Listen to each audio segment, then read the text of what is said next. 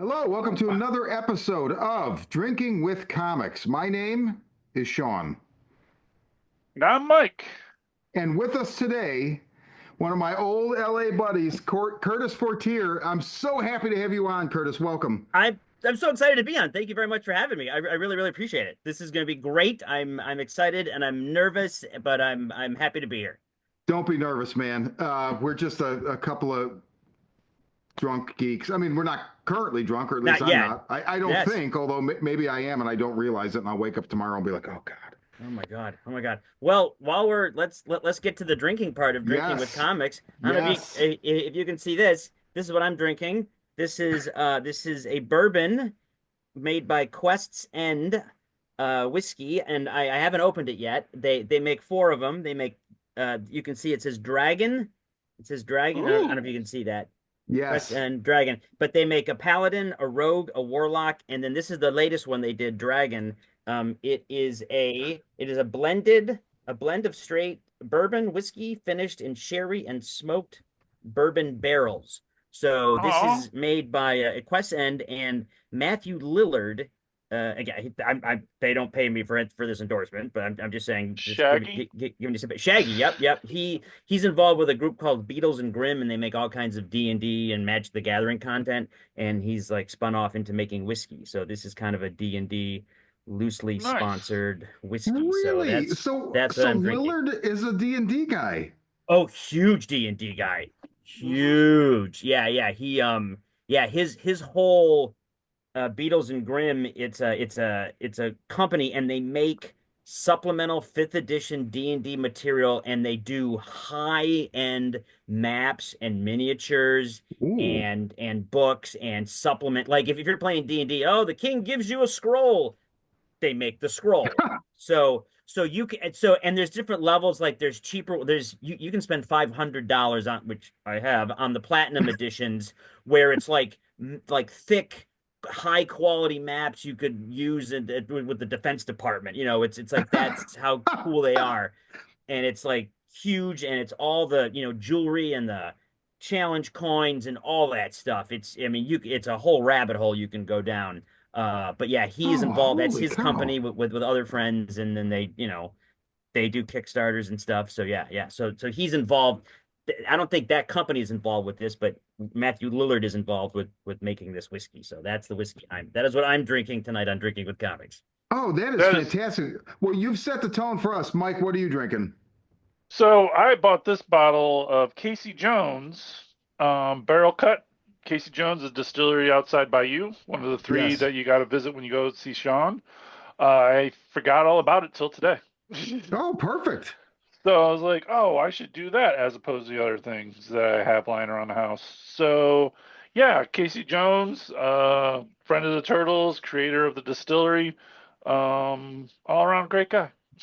Now, when you went there, was he there with the hockey mask and like a baseball bat?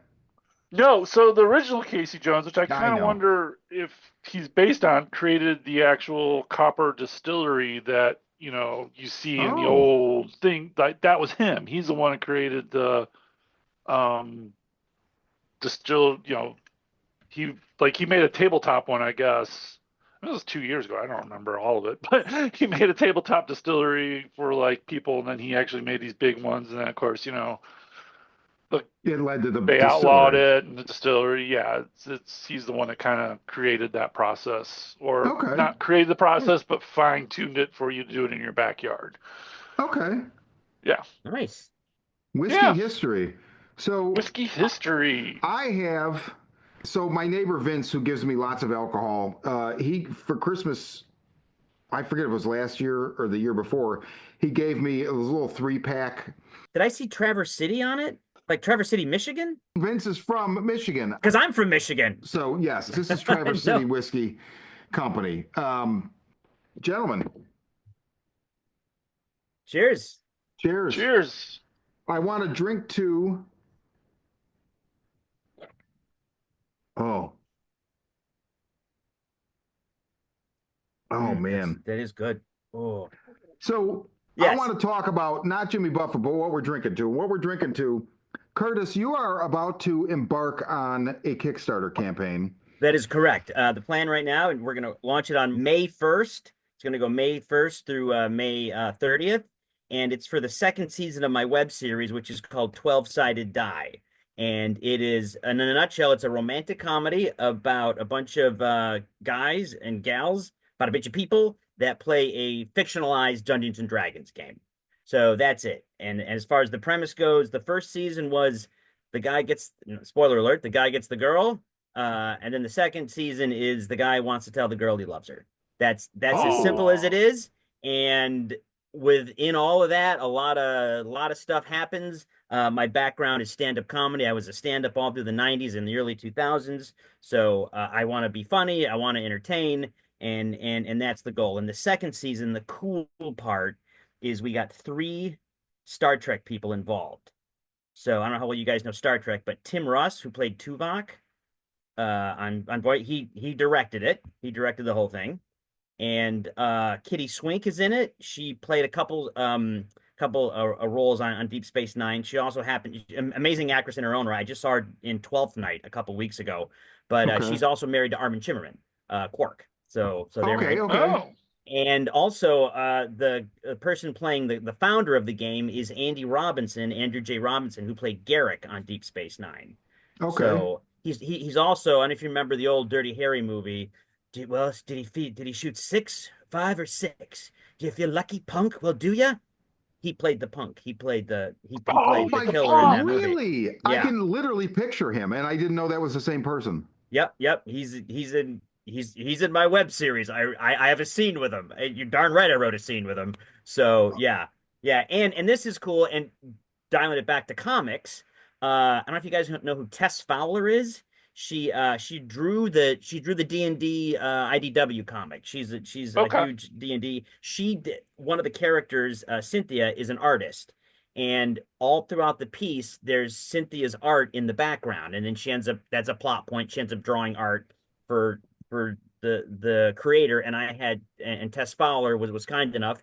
She every piece of interior art you see, except for one small piece that the producer my producer Kristen slipped in there, which is great. She drew all the interior art. Tess Fowler, who and she and it's amazing. It's absolutely amazing. Oh So wow. yep. So is it? I noticed like in looking around online, like a lot of the stuff that I see about 12-sided die recently Mhm. is it's art, right? It's not like stills or whatever. It's art. So that's her art. Yes, that's her art. Yeah, and yeah, she drew a lot of the characters because and it's cool because it wasn't she just drew a bunch of pictures and we put them up. I actually talked with her about the script, and there's certain gags in the piece that she needed to draw the art for. So there's art in the background to kind of showcase the character is showcasing her art, but then there's other pieces where like I need a gag here, and if you could draw this, that would help with this gag. Oh So wow. yeah, which so it's really so not only did she draw amazing art, but she drew amazing art that fits the story and fits the narrative. So Oh I wow. cannot say enough good things about Tess Fowler. She's amazing. So yep, Oh, that's yep. fantastic. That's fantastic. So And we I shot it know at the Comic Bug. We shot it at your old haunting ground. We shot really. not the whole thing, but June was amazing, and we have three I think 3 episodes that we shot at the Comic Bug because one of the characters is the guy that runs the comic book store. So Is it the same gentleman from the first season? I'm blanking on his name. Kirby. Yes, Kirby. He's Yes, awesome. yeah. Oh no, that's my buddy Tim Harris, who's hysterical, who's absolutely He's hysterical. Yeah, he's yeah. awesome. The scene in the park is so funny. Like I love the fact that he's like, "This is the last day I'm holding your Crisis on Infinite Earths hardcover." It's like, Yes. yeah. Yep. Like I'm not holding your crap anymore. I gotta sell this thing. Gotta move it. Got product I gotta move. Yeah. And then No. there's a No. He's scene. There's a scene near the end where it's like the phone call, and he's like at his place with the woman, and it's just yep. it's so funny. Yep. He's the one person you don't call for advice, and he's the one person Curtis keeps calling. So yeah, it's yeah, no, he's fantastic. Yeah, and the whole cast comes back for the second season. Kate Torrey, that's the girl. She has a much bigger part in the second season because I Okay. always felt upset on Back to the Future when the woman that played Michael J. Fox's girlfriend when they did Back to the Future 2. They completely recast her. I'm like, Oh no, yeah. keep the same actress. So I was always like, no, just because the small part, bigger part, no, keep everybody's an actor, everybody's an actress, keep them. So that was my, I'm like, no, she's her part, and that character has a role to play, and that's what we're gonna do. So yeah. So the first season, I think I'm trying to remember. You've been on the show. You were on our Joss Whedon episode, which was like, I mean, it's crazy to think how long ago that actually was. Oh my God, that was a long time ago. It frightens the fuck out of me, man. But that was so Um, much fun. We did a table read with sound effects, and Ooh. Adam Marcus did the stage directions of the Josh Whedon Wonder Woman that will never be produced. And we read it, and it's funny and it's weird. You can see some of the Avengers movies in that Josh Whedon yeah, totally. script. Yeah, yeah. So yeah, but No, he's that was a pretty good about blast. recycling. You know, Yes. Oh, if he has a absolutely. good I idea, mean, he keeps it going. Yeah, he's dude, yeah. the first time I watched Alien Resurrection, Alien 4, after having seen Firefly, I was like, oh my God, it's a dry run at Firefly. What the fuck? Oh There's God, when literally you told me that, it blew my mind. there's space pirates. I mean, it's not Mal or the people that we love, but I mean, it's totally a dry run at that concept. Like, Yeah. oh, um, Yep. oh, I miss him so much. Yeah. So we I have a Kickstarter that launching May 1st, just to kind of get us over the edge. To because so we need money to finish it. It's shot. We just oh, need money okay. to color correct it, to finish the sound edit. We're gonna score it, and then get it into some festivals. So we just need a couple of bucks to kind of get us over the hump. So when you're backing it, you're backing something that's Done. not at zero. It's at Right. 60, 70. It's we're well along the way, so we know what we're doing. So, and we got lots of great perks. I'm a huge sucker for collectible cards. So we have collectible cards that were just the dumbest thing, but I like that. And we're giving away some Tess Fowler art and some dice and autograph scripts and all kinds of stuff. But Oh it's a man. funny script. It's going to be really entertaining. So, So yep. I'll put the link in the show notes. And I know you were just saying before we started to roll, and I didn't know this about Kickstarter, or if I did, I forgot that even though it's May 1st, you can follow the link now and hit the notify me so that Correct. it will then let you know when it launches in case you forget. But also that helps you insofar as like accruing Yep. expectant, Yep. endorsers. Yep. Okay, so that's Yep. that's great. So I will put that link in the show notes. So when I met you, I know we talked about 12-sided die, and I even think I saw some at some point. I'm almost sure of it because I had this moment last night watching it, and I'm like, I know I've seen, if not all of this before. I think so. Where has this lived and breathed up until now, and where will this live and breathe once? Like, obviously, you're going to submit to festivals or whatever. But like, what is? Talk about the arc of like this is where it's been available. Is it still available there that first season? And like, talk about the life of this thing. Sure. Kris Bell, who plays Cynthia in the piece, we were in acting class together, and at the Okay. time, her boyfriend, who was the director of the first season, was like, "We got some equipment. We'd love to do something with you." And I'd written a couple mini scripts for a couple thing. I'm like, "Well, let me develop this." So I took a couple months, wrote the first 3 episodes of the first season, and we shot it. And then I kind of wanted to finish it, so I wrote the rest, and it took us a couple years to film those first 8 episodes just because Okay. we shot on weekends, we had to get locations, everybody's busy, everybody's working for almost free. Almost So like the plot of the actual thing, where it starts with a game that has everybody riled up, and then it's 6 months before they can even play again, that right? yes, that's exactly the deal. Life Yeah, imitates yeah. art. Yes. So then it was shot, and it was the devil to get it edited and then color corrected. And Adam Marcus, right? Yo, I love Adam Yeah, Marcus. I yeah. love No, him. Adam came in like I had all the episodes. One person had taken a pass at all of them, and they were a mess. And I would constantly complain about this, because he's my acting coach, and I would come back and go, this episode, I can't get it edited. And he's like, grab your drive, bring it down to El Segundo, and we'll do it. And we just went through it one episode at a time, and he edited it. he finishes, and we weren't dealing with all the raw footage, so he was dealing with the exported. So we Yes. had very limited stuff that we were dealing with just because of the nature of what I had. So we finished the edit, he color corrected it, and then he sound edited it, and then we married the score to it, and he did all the credits, and he gave me an output that's a festival cut and then an episodic cut. So Adam really kind of saved. He's the supervising editor. He saved that first season, and even that took us, I'd say, a year and a half, just because he's busy too. He's got other Yeah, projects right, he's right. doing. I'd go down there once a month, maybe once every 6 weeks, and we bang out one episode. Right. And that's just what it does. And then sometimes we'd have a setback, and then blah blah blah, and then but month after month, it happened. So that was so it's weird because you watch that first episode and it's like we're using the Marvel de-aging technology, but we're not. We really looked that young when we shot it. So so later on, so I finished it and then I was done. I'm like, I got that into like 9 festivals. I'm like, I've done my project. Right. And then I had an idea, and it was about the game creator. And I'm like, if I can get a couple of Star Trek people, that would be great because I knew the people I wanted, and they would be perfect for these parts. So I wrote the second season. Again, that took me a year or so, and it was fun to revisit those characters. And then I said to myself, because the first season was such a hassle, I'm like, let me write it and see where we are. Let me write it and see if I want to do it. And I wrote it, and I was, if I may, I was proud of the script. I'm like, Good. you know what? I'm like, I gotta shoot this. I can't just leave this on my hard drive. So, and even at various points, I'm like, oh, this is so difficult. How do I unwind this?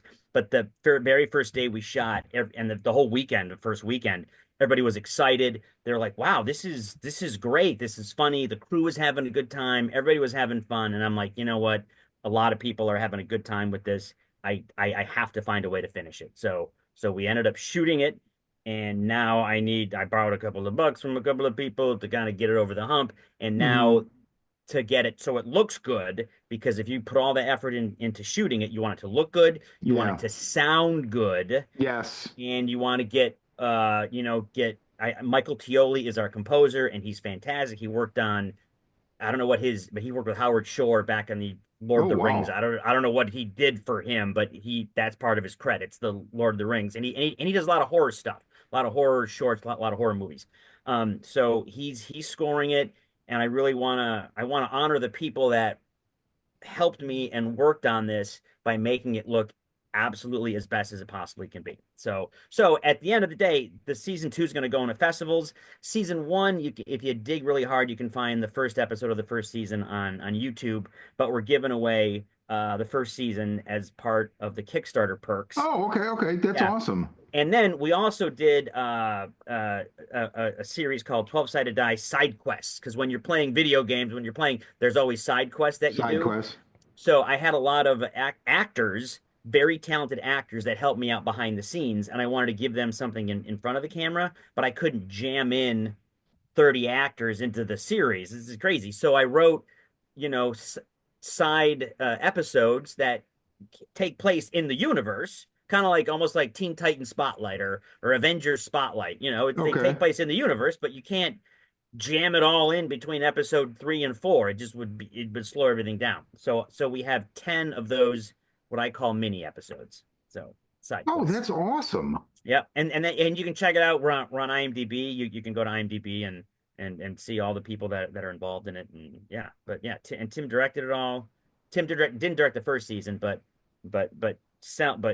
him watching the first season, he's like, yeah, this sounds really cool. And Tim's all on board to help with the Kickstarter, and he's been involved in the editing and everything all along the way. So it's been really great. It's been a really, really positive process. It's like the Muppets. Everybody was like, we're making a movie and we're doing the thing and we're singing a song and we're building. Yeah, it was great. It was friggin' great. Yeah. Yep. So first of all, as a former sound for picture guy, like with the Nagra and the fucking boom mic, thank you for saying, because sound is important, because I can't tell you how many projects I was on where people are like, oh, we'll just fix it in post. And I'm thinking, no, you fucking won't. Like, not if I don't get it. Not if we don't record it now, you're not fixing it. But we can do ADR, maybe. I made sure I hired good sound people because I'm like, that's it. The picture can look amazing, the story can be amazing, blah, blah, blah, blah, blah, blah, and then it's nonsense. It's nonsense. Absolutely. And I mean, Yep. just hearing you talk about, it, I can tell A, it's a passion project, and B, I love the fact that it's your passion project, but also you're concerned with giving something back to everybody involved. Oh yeah. I Oh mean, that's yeah. amazing. I don't think that that's like always the case. And I just feel like you're paying it forward, but also it just shows like you care about this on that level because you care about the people that are helping you make it. Yep. Yep. Yep. Oh, So man. I'm honored you guys are having me on to talk about this, and I can, I can hawk, if I can use that word, Yeah, the please. Kickstarter. Just go to Kickstarter, type in 12-sided die season 2. Maybe I'll send you. You can put a link in the bio. And it's 12 sided. Is it Die. DIE? Yeah, DIE, okay. yeah, yeah, like Yeah, a yeah. single version. The least used die of the all the polyhedral dice is the 12-sided die. So it's kind of the odd of the odd. That's kind of why I picked it. Yeah. I love the word polyhedral. I didn't Oh. know that until I just heard you say it. One more comic related thing with the web series is, with each web series you have to have a cameo. So I have a cameo of Brandon Easton, who's a comic book. I think he may even have he drew. We were talking about Mask before we came on. I think he even wrote Mask. Really? He's a comic book writer. He wrote Oh, he that was wrote his idea then, probably. I don't know. could be, yeah, but no, Yeah. he shows up for a brief cameo because I'm like, I have to have a cameo. So I, and I've known him for years. I'm like, you wanna do a cameo as Brandon Easton, Brandon? He's like, absolutely. So he wrote on Marvel's Agent Carter. He wrote on that, and he wrote the Transformers show on Netflix. So he shows up Oh, and he's wow. at the Comic Bug signing. We call it the Comic Gulch. The name of the comic book store is the Comic Gulch, but The yeah, gulch. yeah, I just think that's funny. Like if I was gonna have a comedy, a comedy club, it'd be the Comedy Gulch. Gulch would be No, I somewhere. like Yeah, that. yeah. I th- Gulch is a good word. So, how about, can I name a band Polyhedral Gulch? Oh, Would you be okay with done. that? I would be okay with Okay. that.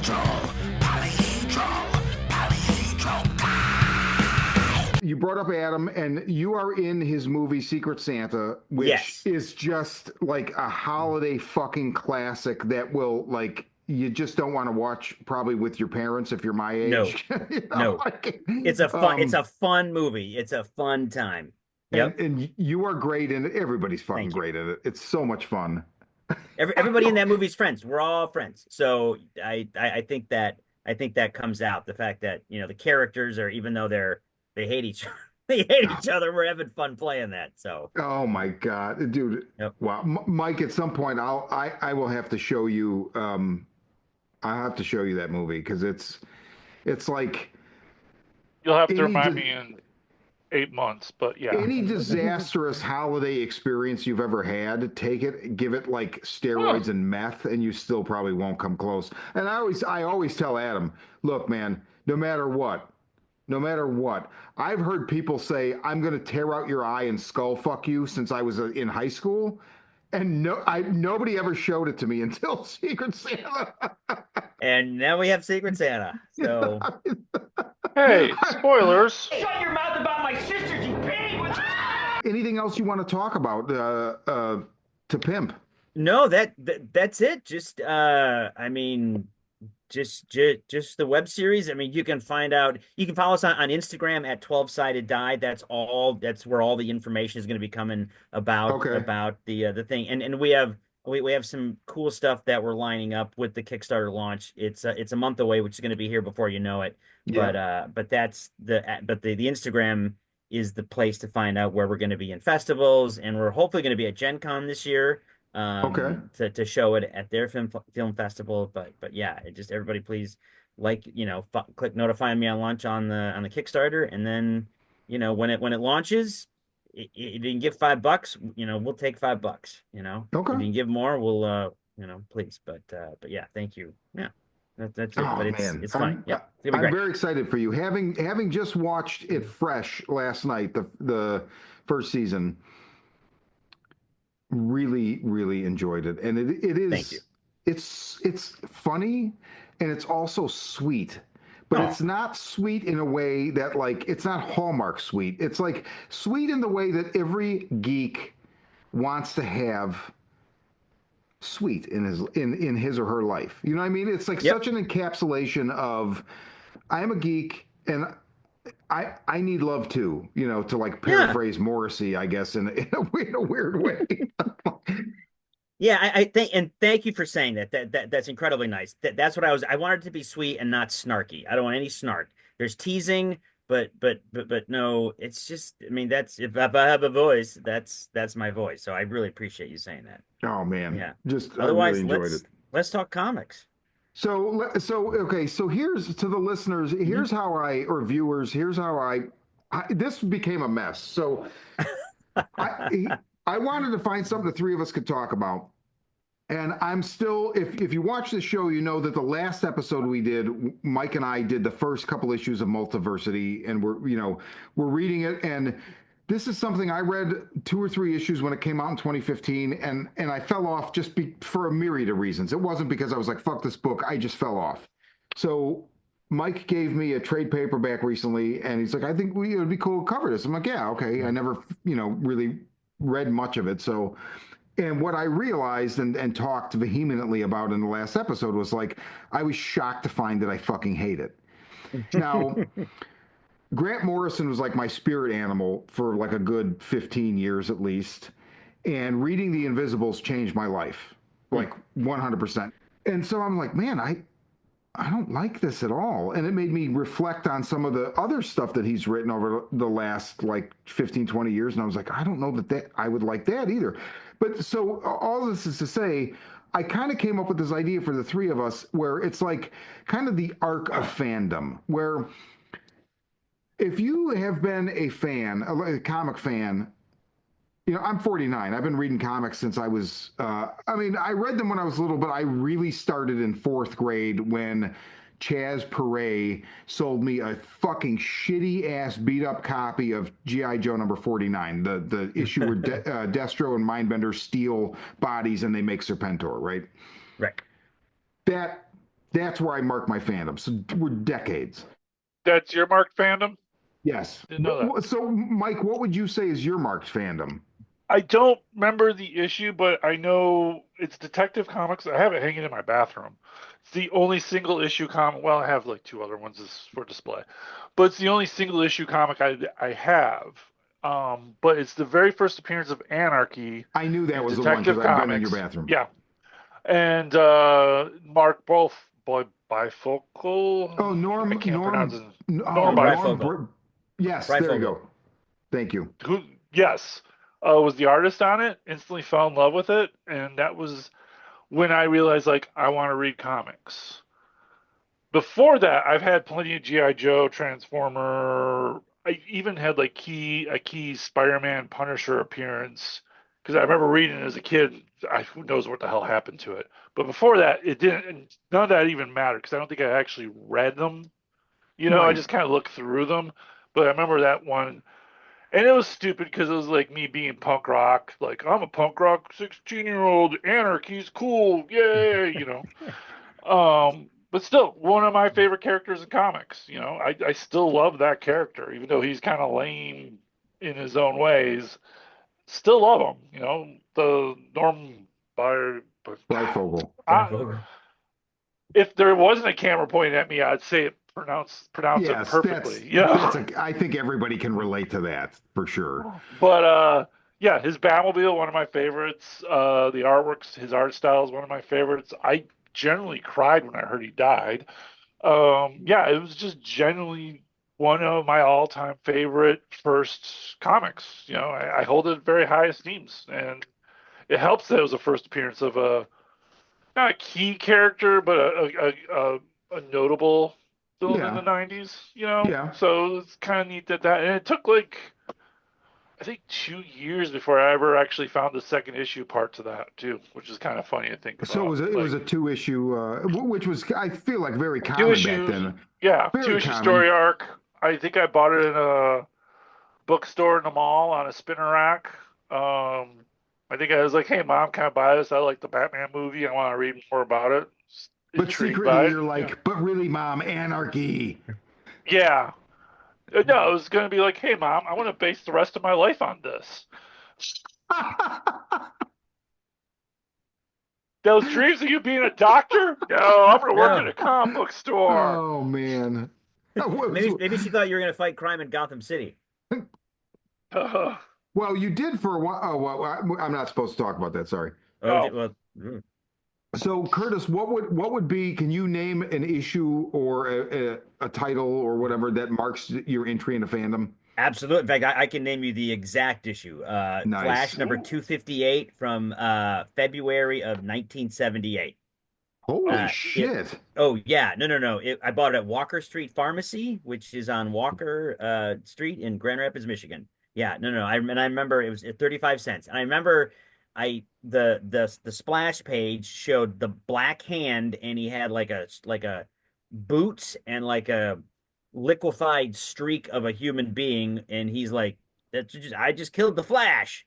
And I'm like, how can I not read this? So I don't know if I use my own money or talk my mom into buying it, but that's what I bought, and it was a to be continued. And I'm like, and as a kid, when you're 7 or 8, you're like, I'm never gonna know how this ends. Right. However am I gonna get back to the store with Yep. money to buy this? I mean, I may as well have gone to the moon. It's crazy. So, and I ended up getting this. I ended up, once I found that there's comic book stores, I actually got the next issue, and I'm like, this is amazing. So there was that, and then there was Action Comics 480, which was the first, which Superman went up against Amazo, which I always thought was like, yeah, that makes sense. And it was drawn by Kurt Swan, so it was all very, in my head, it was believable. And I thought, this is great. How can Superman possibly succeed against a creature that has all his powers and then all the powers of the Justice League? And it was 4 issues where that's where they introduced the Supermobile, which was great, which I thought was awesome. And then it was a 4 issue series, and I got the first 3, and I kept going back to the store, and luckily I'm like, oh, this is the next issue. I was so excited every time I found the next issue. I was like, it was like heaven. And then I couldn't get the last issue for years. Oh. For Oh. years until I found a comic book. So I'm like, that's one of the first issues I bought. So those are the two, and those comics at my dad's place in Michigan, they're all beat up. They're all beat up because I read them and read them and read them and read them. So yeah, so You, those are you, my first few comics. Yep. you got me intrigued by Supermobile. I'm totally looking that up when we're done with this. Like, I Oh have no idea no, what a Supermobile looks like. it's because he lost his powers because something happened where a red sun radiation passed over the Earth. So not only was he going up against Amazo, and Amazo trapped the Justice League on the Justice League satellite, which is in orbit, geosynchronous orbit, 22,300 miles above Metropolis. Not only did he trap the whole Justice League there, but he was terrorizing everybody, and Superman lost his powers. So he had to go to the Fortress of Solitude, get the Supermobile, and it was cool because they had his powers and delineated That's within the not mobile. the is not the like the Super Friends car or the Super Friends jet that had the fists on it, is it? That's it. Yep, that's it. That is it. That Okay. is it. Yep. I like to know my fictional automobiles and Automobiles. cars. Yeah. Yep. Yep. No, and to this day, I love it. Whenever I go back to my dad's place in Michigan, I always find those comics and reread them and peruse them, and yeah, they're amazing. Nice. Yep. Uh, So, a couple things that you guys just talked about, like I want to jump on here. First of all, God, remember the days? Like now, when I read comics, it's like I go to the comic shop on Wednesday, I come home, there's I don't really have what I call a flagship book right now, which makes me super sad. I think Mike and I have talked about this on this show, where it's like there's not the Preacher or Walking Dead where it's like everybody in my life knows, do not fucking talk to me for 10 minutes while I read this. Like this is important to me right now.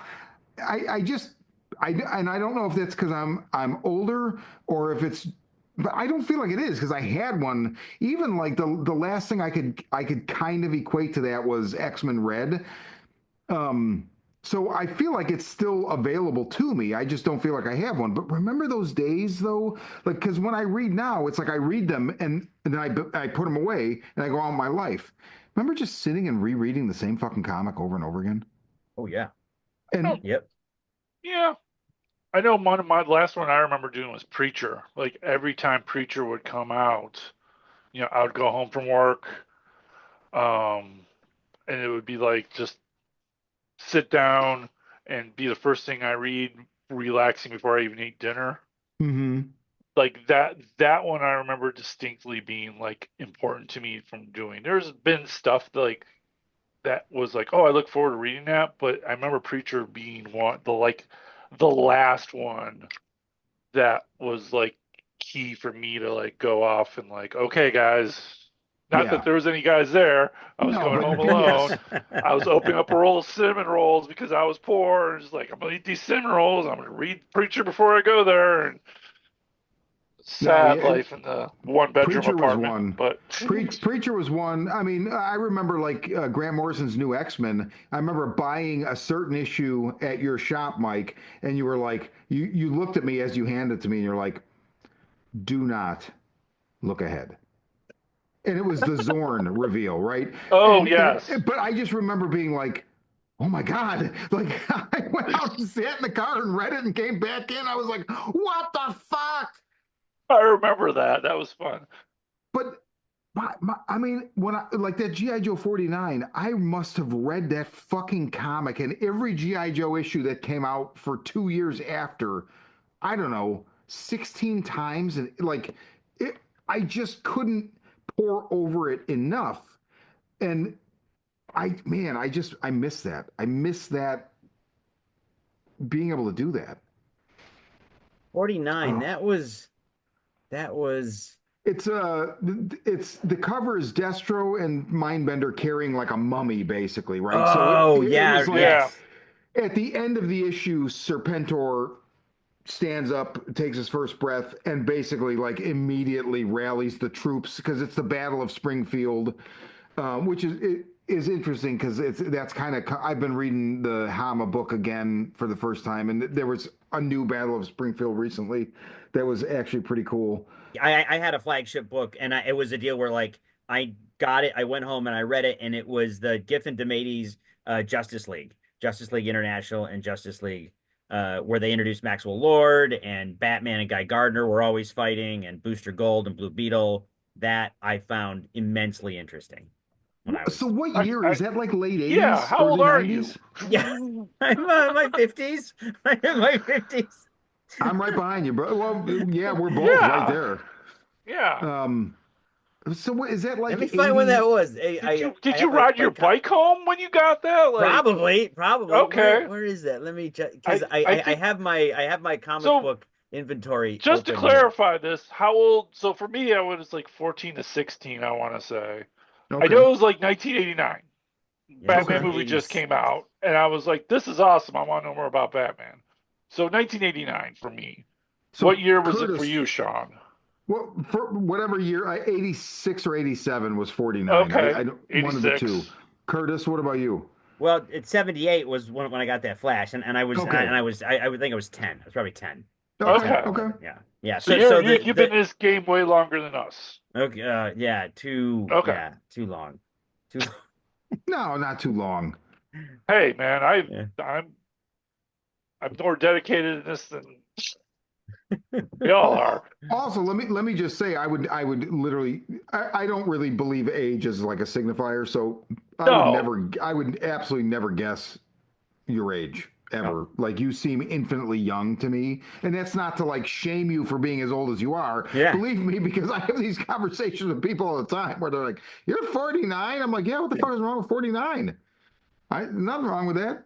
I loved Kevin McGuire's art. That was, in fact, I've met him at cons, and I've gotten like he does like I'm a sucker for that elevator shot of all the characters where they're kind of looking up. Yes, I'm a sucker for that. So, and I bought a bunch of prints where he's drawn all the characters like that from him, and he nice. signed them. So yeah, That is a that kind of brought that's a me. very famous print run. So it's not like. Yeah. I've never read it, but I get where you're coming from on that. You know, that is what made Booster Gold a household. Will make Booster Gold a household name someday because when they do make a Booster Gold thing or a Blue Beetle thing, it's going to be related to that. You know. Yep. Yep. Yeah. Yep. Yeah, and it was funny but not campy. That's why I liked it because it was humor. It's like, yeah, this is how people would act, the Right, superheroes would right. act. So, yep. What? Wow, that so But I don't know how to say uh, that guy's name.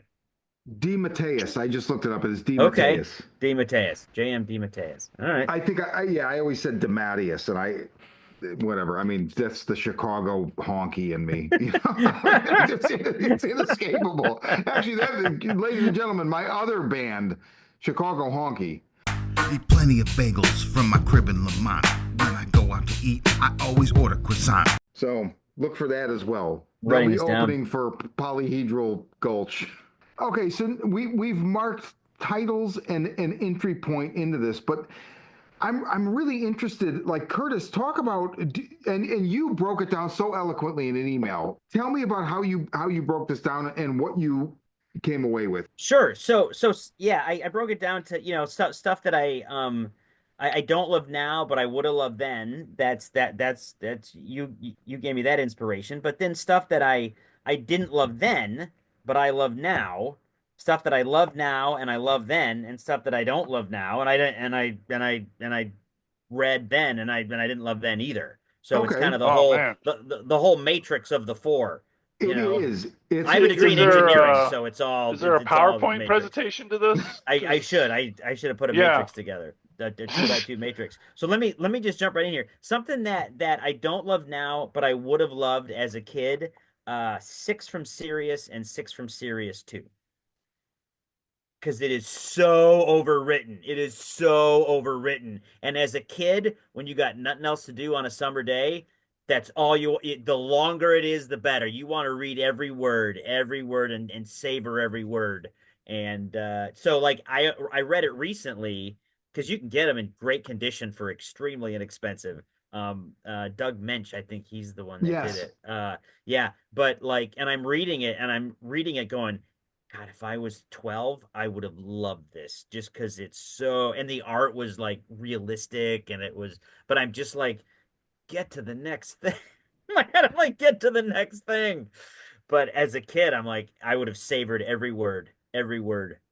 Okay, so something I did not love then, but love now, and I have 3 titles for this. All of they're very different. Conan, Red Sonja. I wouldn't have loved then, and now I love now because it's not a superhero. Why would I buy it? It's not a superhero. But All right. and I didn't love then the All-Star Squadron because it's like it was like Earth 2, World War II. It's like, what? That's why would I even be interested in Earth 2, World War II? But now, like as I read the All-Star Squadron, Roy Thomas did it, and it's really steeped in history, not only of World War II, but of DC Comics. So he always had, like, if you read the Justice Society of America versus the United States, it's he like every panel is almost like a reference to an older comic, an older issue of a Oh, comic, which as a Is kid I'd that be like, the what? But now I'm like, I'm all into that. I'm like, yeah, tell me as much history as you can, both is about that the one comics where they and about had to history. give up being secret identities or something like that? Yep. Yep. That's the Okay. one. Yep. And wow. Conan, it's just like Conan. It's like Conan and Red Sonja. I'll read those all day long. I love, I love them not being superheroes. I love them just surviving on guile and brute force, and how the writers can Boobs. come up with, yeah. And there's a lot of cleavage, which does Yeah. help. That's not a bad thing. I'm saying that's not a bad thing. That's, Oh, no. I work retail. I understand why Red Sonja sells. So uh, other did not love then, but love now. For some reason, all the fantasy stuff, Aryan, Lord of Atlantis, and Warlord. For some reason, I love Interesting. Warlord now. I think maybe it's because of Mike Grell. I really appreciate the fact that he wrote it and drew it and okay. inked it, Okay. and it really was like, I mean, the whole kind of premise of he's in the in, the premise, like, he's in the center of the earth, and the sun never sets. It's constant 24/7 sun. And I'm like, well, that's kind of cool, and that's just really I didn't know intriguing to me. that. Like, how do people live with if the sun does never goes down? So yeah, so I've been buying a lot of those back issues, just because I'm intrigued by it. Yep, No, that's awesome. yeah, yep, and stuff that I love now and I love then. Forever Evil, it's a DC stuff, and the Dark Universe stuff. I love both those, especially the Forever Evil stuff, where it's the justice, the crime syndicate. When I was a kid, I loved the secret society of supervillains. Just the whole idea. My mind was blown with the aspect of multiple Earths when they said Earth 3, and I'm like, what? Wait a minute, Earth 3? What's on Earth 2? It was my mind was blown. Like that was even like, how could anybody conceive? And it was the crime syndicate, and I've always loved the crime syndicate. So I went back and bought the Justice League of America comic that had the crime syndicate in there. And then Forever Evil really, I thought, did a great job, for me anyway, of touching on that nostalgia, but expanding the universe and expanding the characters. So that's something I loved then, and I love it now. So I gotta You go. ask, is this possibly like Mark Millar kind of takes pre-existing things and puts his own spin on it? Is Wanted basically a spin on this? that I don't know. Oh, the I've never read Wanted. darker Well, because like the whole thing with the Wanted was it's like a universe where there are no superheroes because the supervillains were just like, yeah, if we just work together, we'll kill them all. Oh, hmm. so as someone who's read both, pretty much, Wanted is kind of like the Society of Supervillains, kind of like Okay. the Earth Okay. 3. or not even Earth 3, but the old Hanna-Barbera cartoon where like Lex Luthor lives in a dome and Scarecrow and all them, and they're gonna fight. There's even a live action show. Um, Yes. Oh, and again, that's something as a kid I loved, and you can find it on YouTube. And I went back and watch it recently, and I'm I think like, it's on Max too, probably or I can't make it was. through 10 Yeah. minutes. I can't make it through. No, And, like, because I mean, like Adam West is in it. Like, why would you not want to watch Adam West as Batman? And I can't make it through 10 minutes of it. I'm like, oh, this it is. makes me Wow. sad. I didn't even know this existed till like 3 years ago. Oh Wow. yeah, yeah. Hawkman, Black Canary. I'm like, yes. And then Sinestro. Sinestro, played by who played a comic played Sinestro, There were some big names in it too, like for the time. and Telly Doctor. You know, Savalas? No, Doctor. no, but I Somebody think played he might have Doctor been in it. Savannah. God, Yeah, I mean Frank Gorshin was the Riddler, yeah, and the guy that played Shazam played Shazam. yeah. God, It who? was the big crossover. I think the only person that didn't really have that should have been in there was Linda Carter as Wonder Woman. And I think it was just a legal Yeah. thing why she couldn't be there. Huh. Um, it's bad. It's Oh, a it's variety terrible. show. It's like So like bad. there's a point where like Solomon Grundy has to go to the gas station. Oh, Oh, That's wow. all I remember from it. It was I tried watching it. I was like, it's on Max. I'm gonna watch this, and it was like, no, this is, and there's like 3 or 4 episodes too. I couldn't like, wasn't Sinestro like a psychiatrist that tricks Green Lantern into sitting on the couch and talk about himself? yeah, Yeah. yeah. It wasn't Wow. even like they were like trying to kill them. It was just like one up them in a very Batman '60s campy sort of way. Again, as a Um, kid, would have loved it. Now I go back, yeah, I can't even make 10 minutes. It's ridiculous. Yeah. Wow. but that's what Wanted was. It was the idea of like all the villains get together, but succeeded as opposed to failing and Yeah, split and it up thing. I never Or saw the Wanted movie. The comic was fine, I guess. I don't know. I like the Wanted movie more than I like the comic, honestly. Okay. Yeah, I thought it was well shot, interesting things. Yeah, it had some good things going for it. Okay. Yeah, I want to say Um, best scene in it was if I'm remembering my movies correctly, you got Professor Xavier smacking Star-Lord in the face with a computer and it's spelling out "fuck off" on the thing oh, with the because it's keys. McAvoy, and I know that was like the movie that made And, and, McAvoy like kind of a star. and Chris Pratt wasn't anyone, so he was his stupid buddy in the thing. Okay. Yeah. So I mean, there's like interesting things. Yeah. I think Interesting. overall it's well shot. It was that year when like every good fucking movie came out. So it's like so many movies came out that year. I think it was the year that Iron Man came out and Hulk came out and Speed No, Racer it's came out. before that. It's got I it. Oh, just no, sworn it was. maybe I'm Yeah. wrong. I might be wrong. Let me go to the Internet Movie Database and see Oh, what. okay. Wait, what is this Internet Movie Database you speak of? You have to. Oh, Oh, it's AI. Um, that's right. Angelina Jolie's in it. Yeah, it was Mhm. It was 2008. 2008. Yeah. oh, okay. I thought it was earlier than that. That's. I guess I'm thinking of the release date of the comic, not the movie. Where are we in your matrix of? I think we've covered it all. Yeah, okay. JLI, that's the Love Then and Love Now. I still love the old Justice Leagues, the Justice League of America. Mhm. Yeah, that's all the notes I had. That's all the So, notes I had. Mike, let me posit these to you then. Can I throw them at you one at a time and see if you can fire Yes. back some, or do you have something I did not like write anything down, so just go okay, ahead and fire about me. so stuff that you love then, but not now. Walking Dead. Really, I don't think I could read fucking Walking Dead again for the life of me. really. Yes. I Now, is it, don't care. I just don't care.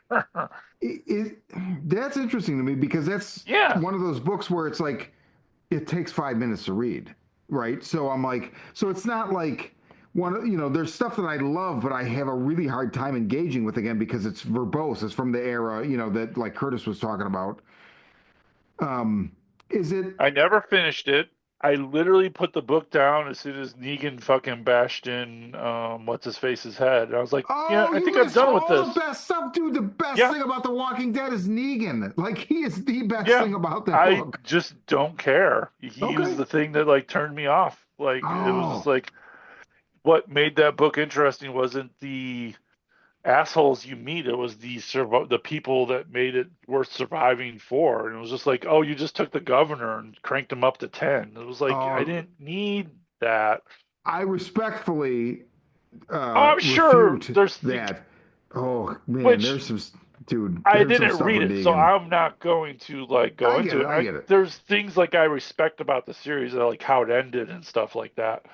But like I have zero desire to go back and revisit it. I have zero desire to read any further. I have zero desire for any of it. It's just So, I am Walking Dead. I'm zombied out. so Walking Dead. Okay.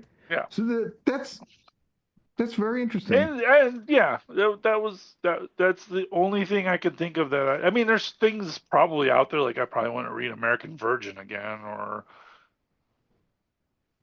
other weird titles, but I can't think of anything offhand that like because there's a part of me that's like that I realize like I'm enjoying like right now it's I just finished the Robin fucking giant bobble, and I'm going back to that Ghost Rider giant hardcover.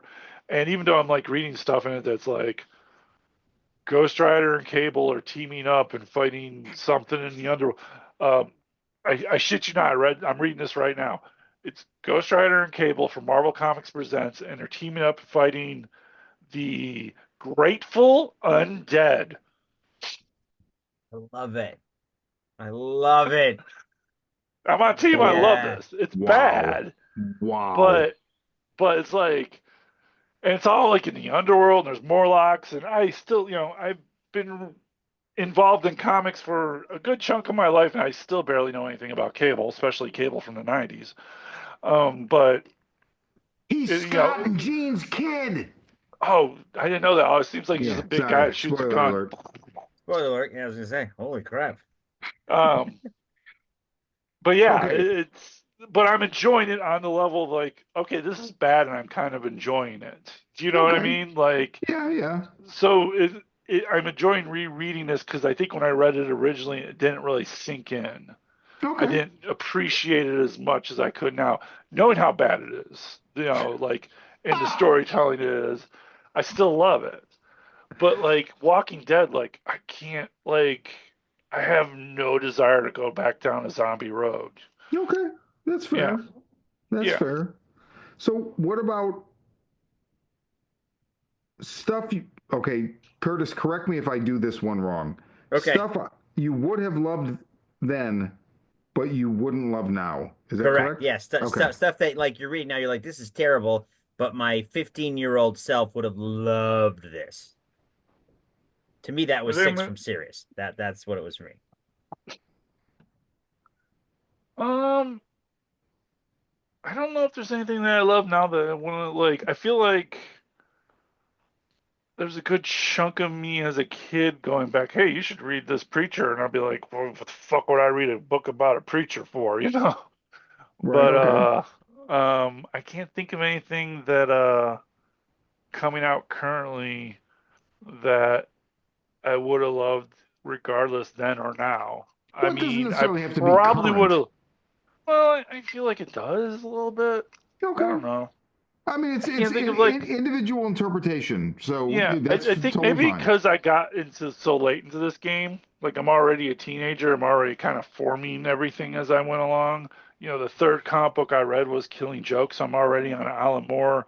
Not that I'm an Alan Moore fan, but there, I was attracted to, the early Grant Morrison, Garth Ennis, Warren Ellis stuff because they were doing interesting things in the Batman universe that I was able to get into, like Arkham Asylum.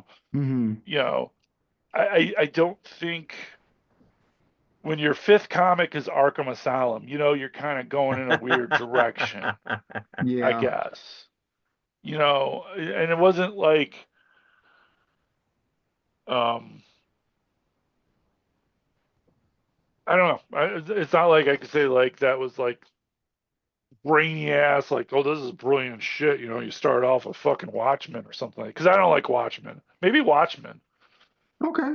Okay. Yeah, I don't like Watchmen. There you go. Stuff you loved then and you love now. Um, Going back, I mean, Ghost Rider. I was Yeah, gonna say, I feel like Robin. you just Yeah, named it. I Okay. did think the end. I am. Um, stuff you did not love then and you still do not love. Oh, everything that I didn't read. Or, well, like something that particularly got your goat. How about we'll put it that way? Oh, Watchmen. Okay. Yeah. Oh, Okay. you didn't like Watchmen when it came out? So I never read Watchmen when it came out. I think I read it the first time I read it. I was homeless and living with someone who had a copy of it. So I was like, you know what, sitting there, I'm in the room, I'm gonna read this because I never had time to read it, and I got nothing to do. I'm just sitting in this room waiting for making enough money so I could get out of here.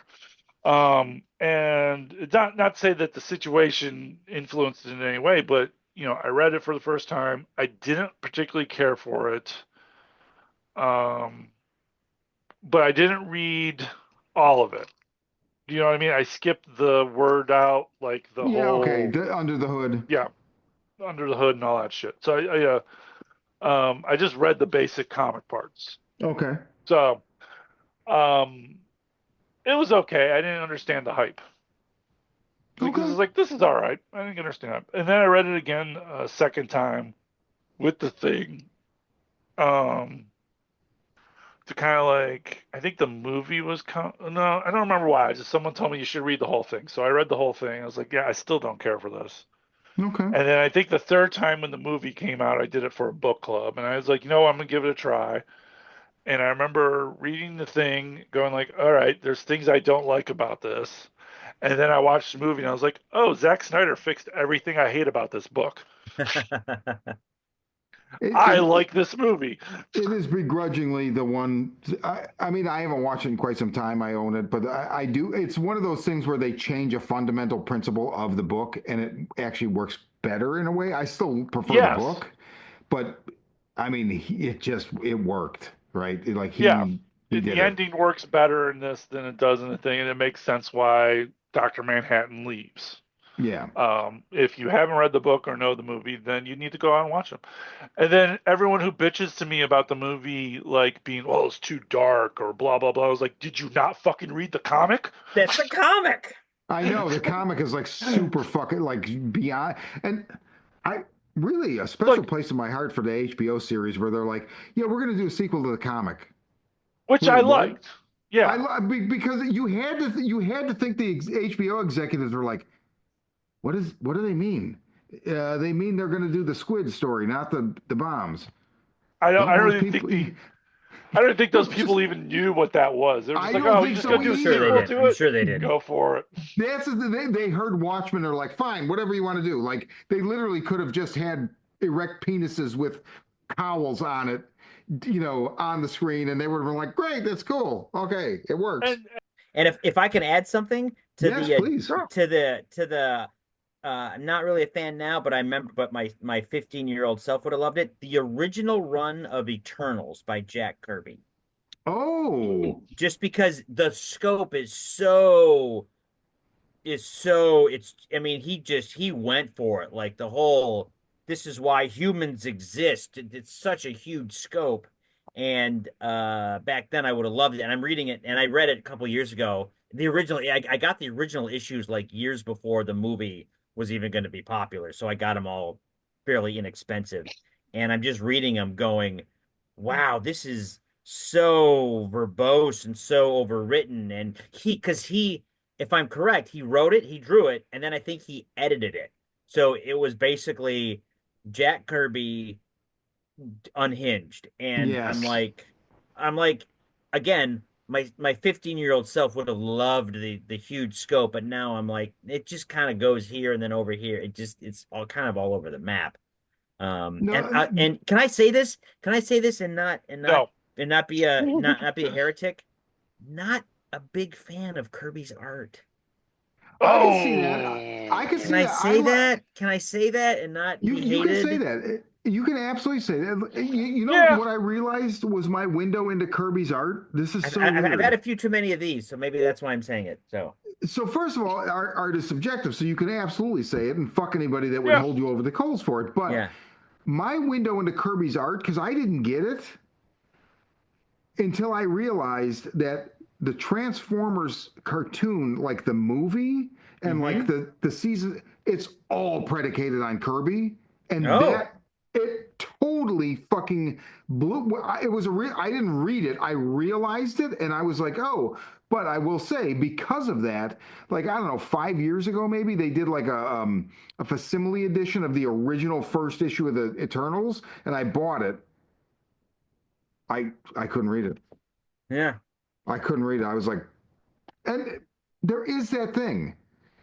Like, if you're in 2025, if you've been reading comics this long, if I'm going to go back and read Incredible Hulk number 242, right? I've got to adjust something in my fucking brain because it is not going to read like anything I'm reading now. And it's more primitive, but the thing is, it's not because the artists are lesser or the writers are lesser. Absolutely. Yes, correct. It's the audience. It's like TV. The audience has evolved with the medium and forced the medium to evolve, right? So Yep. And back then they were trying stuff. They're like, this is gonna be cool. Let's try this. Why not? Well, who cares? Yes. So I appreciate all of that. That's why I'm saying, as I'm reading Eternals, I'm like, gosh, my 12-year-old self would have friggin' just loved this. Just would have damaged this book because I would have read it so much. Yes. Okay, so let me run down my list real quick. Okay. So stuff I love then and not now. So this is gonna 20 years ago, Seven Soldiers and Final Crisis. I have to, this is why my list got out of control, and I really appreciate Curtis kind of adding a template, because I believe 100% in something I call fan inertia. Okay? And the best illustration, I know I've said this on the show before, the best illustration of fan inertia is Tim Burton for me, because I watched Planet of the Apes and Charlie and the Chocolate Factory, and I'm a Tim Burton fan, and at some point I just realized, like, oh, I don't like any of this shit. I just thought that I did because it was fan inertia. Like, I just kept, and another great example, X-Men, big Claremont fan, but when I was a kid and, when it switched to Jim Lee, I didn't really completely understand that, like, the guy wrote all this great stuff is going away because I got swept up in the zeitgeist. I read it until like 330 or 340 and just realized this is shit, and it's been shit for fucking years. And it's fan inertia. You just keep buying it because, of course, I'm going to buy it. It's X-Men, right? It's like, no, you don't have to do that. Tap you on the shoulder and be like, you can let it go. So there is, and it's like Final Crisis. I remember reading that. I got the hardcover when I worked at Borders in the 2000s, and I remember reading it thinking like, I don't understand this, but it's Grant Morrison, so it's great. I'm not saying it's not great, but me now, I haven't tried to reread it, but reading Multiversity, I'm like, I don't think I would I don't think there's any chance in fucking hell I would dig this. But also, you go through phases, and this is the arc thing, where it's like, if I told Mike when we were reading Multiversity, before we read it, I was like, maybe we should read Seven Soldiers after this. Now I'm like, dude, there's no way I'm getting through Seven Soldiers. Oh, like, man, what the fuck? I was looking forward to that. But maybe in 10 years, if I get rid of him, I'll be like, you fucking idiot. I want to read Seven Soldiers. I don't know, stuff I would have loved then. Now, let me Okay, ask go you ahead. this: with the whole things, which is probably I would expand on more in the next, when we save the curse and save the world, with the next episode where we actually do this. If you haven't watched that Final Crisis one, which one, Multiversity episode, you have to watch Mike it. figured out Link we above. might undo the apocalypse that we're in if we actually finish reading the book. So I'll finish it. Is it because it's DC history and you're not a big DC guy? So that definitely has something to do with it. And you guys, I love that you're kind of peas in a pod. And like, I was not exposed to DC early. So like DC, the deepest back I go is like Morrison and Porter's Justice League. And that's in like 97 or something like that. Yeah. Yeah, JLA. Yeah. But like, I remember reading that, and somebody I worked with that was a little bit older was like, oh, you should read Crisis on Infinite Earth. Now, I've never read that, but it was always something I kind of wanted to read. But now I'm like, I mean, I would not read it, but I don't necessarily know that it would be for me. But I tried reading it, and it wasn't for me. I don't know how I would feel about some stuff that I love if I read it now. Like, is it just so? And like, here's I was talking to somebody else recently. The only good X crossover ever, in my opinion, is Inferno, and I just think it's the original. It's amazing, but Genosha, whatever, Phalanx, whatever, Extinction Agenda. I don't think any of them are good. Like, there might be good concepts, but I can't read them. Inferno, I can read any old time. You pentagrams in the sky, demons fucking sacrificing babies, fucking Maddie Pryor running around and barely fucking clothed. I mean, Jesus Christ, stuff I would have loved then, but not now. Oh, that's hard. It is. Because you gotta reread them. Well, but also it's kind of a derivation on the first one, and so I don't know. Like, it's hard for me to kind of quantify. So I'm gonna respectfully skip that because also the whiskey went straight to my head. So we're in the 17th hour of this podcast. So I think so. But I'm enjoying myself profusely. I'll hate myself when I edit it, but I'm enjoying. I mean, I could go forever. And this reminds me. And Curtis was there. Like, when we would do Drinking with Comics at the Comic Book, the best thing about that was, like, I knew when we stop rolling tape, we just get up and talk to everybody that was there in the audience, and like, it was the best part of the fucking night. I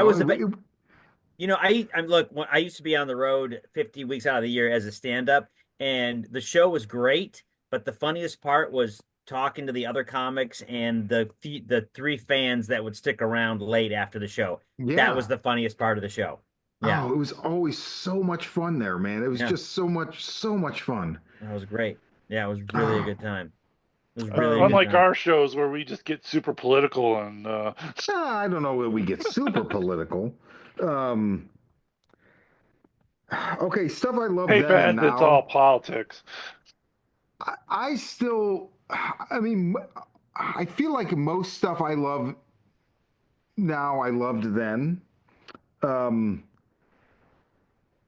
but there is that you have to change that thing in your head. So like if I'm gonna read Claremont's X-Men, I have to kind of do a little something so that I know what to expect because it's a more verbose read. There's just a lot more the thought bubbles, right? Like remember in the early Yeah. 2000s, like Bendis just basically created an industry standard where like those disappeared forever. I don't think it was Bendis as like other people in general just got rid of it. I think in general, but I didn't feel like Yeah. Bendis was such a big thing, oh man, And there's times I wish we had a thought bubble because it just would explain what just happened, you know. well, and so to jump back for a minute to the second category of what I like stuff I would have loved then but not now. I also have a hard time with this because so for instance, it's because of that fan inertia. So like Onslaught is something where or Age of Apocalypse, right? That's a good Okay. example. Because Age of Apocalypse to me is unfucking readable. It's just a great Oh, concept. really? Oh my god! Like it's so unreadable. It's so primitive to me. It's a great idea, but it's just It is it's a hard so read. 90s. Like I remember looking at it recently and just going like it is so fucking 90s. Like It's so everything 90s. like, just think of like Cyclops, the one eye and all the pouches and the flowing hair and it just looks so like if you had a picture like 90s X-Men, fuck that Jim Lee shit. It's that, the long hair for no damn reason, Well, like and you know what's so funny though? You know what totally holds up for me? It's not the easiest read, but it holds up. It's like the first 2 years of Liefeld's X-Force. Like, it's not good, but there's every issue is like a gotta see where it's like, oh, now Sunspot's dead, but he's alive. And oh, who's this guy with the giant ponytail named Gideon that's external? And like, it was who's Tolliver and Domino? But it's not Domino. She's tied up in a dungeon and Sauron kills, I mean, it's like every hey, fucking. don't knock Gideon and Domino. Their first appearance is like one of the most expensive comics currently out there. Then I have them. Which episode? Which issue? Which episode? Which issue? It's whatever one that some guy named Deadpool shows up into. Oh, Yeah, that one. that. Oh, I yeah, have yeah, that. yeah, yeah. That's huge. Yeah. Right, Okay, cool. so the Kickstarter launches May 1st. May 1st. Yep. 12-sided die. I will put this stuff in the show notes. I implore everybody to check it out. Hit notify me upon launch and just man, I'm so happy that you were on here. I'm so happy that this is happening for you this second season. And I mean, oh, dude, I'm excited. I wish you nothing but the best. Oh, Sean, you're the best. And again, you and Mike, thank you so much for having me on. And Sean, it was great to see you again. It was really great to see you again. And just to talk comics. Just to talk man. comics. Nice I mean, this meeting is you. great. We will have you on again. I feel like we easily talked, I think, over 2 hours. So, like, we should just have you on again just to, we talk about whatever. I don't know. It doesn't even matter. Yeah. I like the idea of me and Kurt ganging up on DC style versus your Marvel. So I'm down with this. That is not a bad idea.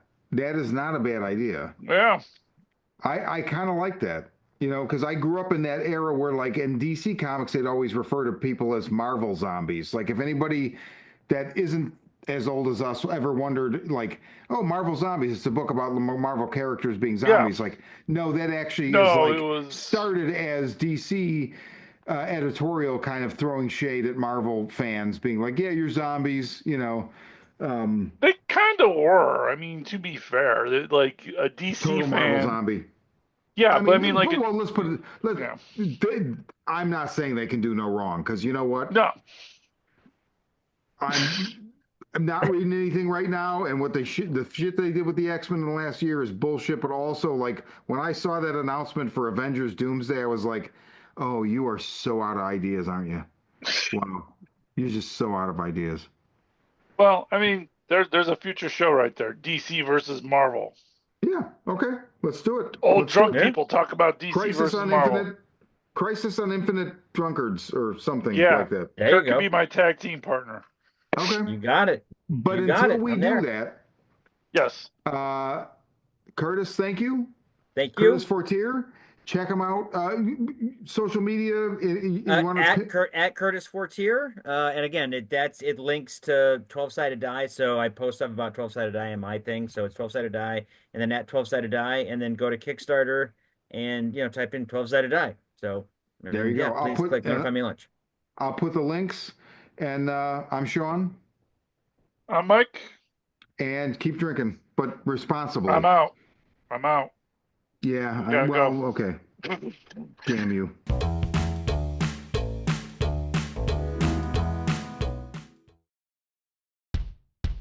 Hi, I'm Sean. Join me and my friends every week for the Horror Vision, where we talk about horror movies.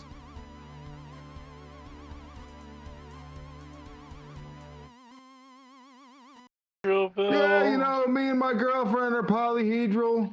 We live in the desert and, go to orgies.